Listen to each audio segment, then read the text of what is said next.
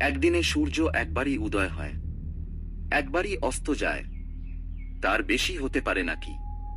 কিন্তু কিছু মানুষ একদিনে ১৬ বার সূর্য উঠতে দেখেন।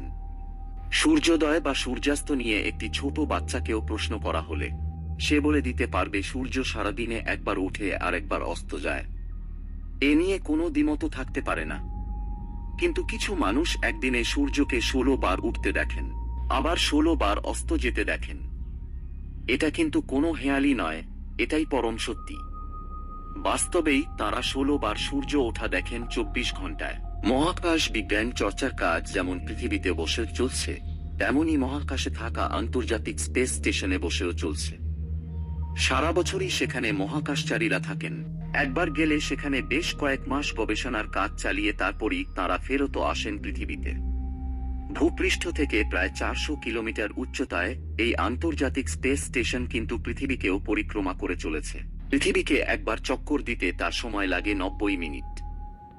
২৮,০০০ কিলোমিটার প্রতি ঘন্টা বেগে সেটি পৃথিবীকে পরিক্রমা করতে থাকে। তার মানে একদিনে সেটি ১৬ বার পৃথিবীকে প্রদক্ষিণ করে। এই ১৬ বার পৃথিবীকে পরিক্রমা করার মানে হলো ১৬ বার সূর্য ওঠা দেখা, ১৬ বার সূর্যকে অস্ত যেতে দেখা। কারণ মাত্র ১.৫ ঘন্টায় তো পৃথিবীকে একবার পরিক্রমা করা তার হয়ে যাচ্ছে। তাই মজা করে বলা হয়, যখন নতুন বছর পড়ে তখন মহাকাশ গবেষণা কেন্দ্রে থাকা নভশ্চরেরা ১৬ বার হ্যাপি নিউ ইয়ার পালন করার সুযোগ পান একদিনে।